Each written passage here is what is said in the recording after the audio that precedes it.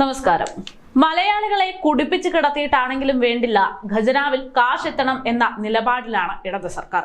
ആ ഒരൊറ്റ ലക്ഷ്യത്തിനു പിന്നിൽ മദ്യവിൽപ്പനയ്ക്ക് പ്രോത്സാഹനം നൽകുന്നത് നാം കാണുന്നതുമാണ്. കേരളത്തിൽ നിന്ന് മദ്യത്തെ തുടച്ചു നീക്കുമെന്ന് പറഞ്ഞു വോട്ടും വാങ്ങിയിട്ട് സ്വന്തം വാക്കിന് വിപരീതമായി പ്രവർത്തിക്കുന്ന നിലപാടില്ലാത്ത ഇടത് സർക്കാരിനെയാണ് ഇതിലൂടെ നമുക്ക് കാണാൻ സാധിച്ചിട്ടുള്ളത്. ഇപ്പോഴിതാ ഇത്തരത്തിൽ അടുത്ത പദ്ധതികൾ തയ്യാറാക്കിക്കൊണ്ട് രംഗത്തേക്ക് എത്തുകയാണ് ഇടത് സർക്കാർ. ഇത്തവണ ഉദ്ദേശിക്കുന്നത് മദ്യമല്ല, മറിച്ച് കള്ളാണ്. അതായത് ബാറുകളെ പോലെ തന്നെ ഷാപ്പുകൾക്കും സ്റ്റാർ ക്ലാസിഫിക്കേഷൻ നിശ്ചയിക്കാനുള്ള മാതൃക തയ്യാറാക്കി കഴിഞ്ഞു എന്ന റിപ്പോർട്ട് ഇപ്പോൾ പുറത്തു വന്നിരിക്കുകയാണ്. 3 സെന്റ്, 5 സെന്റ്, 50 സെന്റ് എന്നിങ്ങനെ വ്യത്യസ്ത സ്ഥല വിസ്തൃതിയിൽ സ്ഥാപിക്കാവുന്ന മാതൃകയാണ് തയ്യാറാക്കിയിരിക്കുന്നതെന്നാണ് വിവരം. ഇതിന്റെ അടിസ്ഥാനത്തിൽ KTDC ആയിരിക്കും ക്ലാസിഫിക്കേഷൻ നടത്തുക. ഷാപ്പ് ഉടമകളുടെ ദീർഘകാലമായുള്ള ആവശ്യമാണ് ഇതെന്നതാണ് സർക്കാരിന്റെ വാദം. ആർക്കിടെക്ട് ശങ്കർ തയ്യാറാക്കിയ മാതൃക എക്സൈസ് വകുപ്പിന് കൈമാറിയെന്നാണ് വിവരം. സ്റ്റാർ പദവിയുടെ അടിസ്ഥാനത്തിൽ ദൂരപരിധി നിശ്ചയിക്കുകയും ചെയ്യും. ഷാപ്പിലെ ഭക്ഷണശാലയിലേക്ക് നേരിട്ട് പ്രവേശിക്കാൻ കഴിയും വിധത്തിലാണ് രൂപകൽപ്പന എന്നാണ് വിവരം. കള്ളവിതരണം ചെയ്യുന്ന സ്ഥലം വേറിട്ട് നിൽക്കാൻ വേണ്ടിയാണ് ഇത്തരത്തിലുള്ള പദ്ധതികൾ തയ്യാറാക്കുന്നതെന്നാണ് സർക്കാരിന്റെ അവകാശവാദം. 50 സെന്റുള്ള ഷാപ്പിന്റെ വളപ്പിൽ കുടിലുകളും സ്ഥാപിക്കാനുള്ള അനുമതി നൽകിയേക്കും.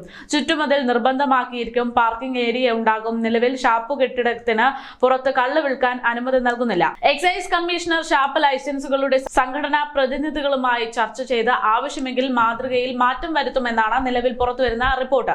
അതേസമയം നിലവിൽ ആരാധനാലയങ്ങൾ, വിദ്യാഭ്യാസ സ്ഥാപനങ്ങൾ, ശ്മശാനങ്ങൾ, SC/ST കോളനികൾ തുടങ്ങിയവയിൽ നിന്ന് 400 മീറ്റർ അകലെയായിരിക്കും കള്ള് ഷാപ്പുകൾ നിർമ്മിക്കുക എന്ന റിപ്പോർട്ടുകൾ നൽകിയിരുന്നു.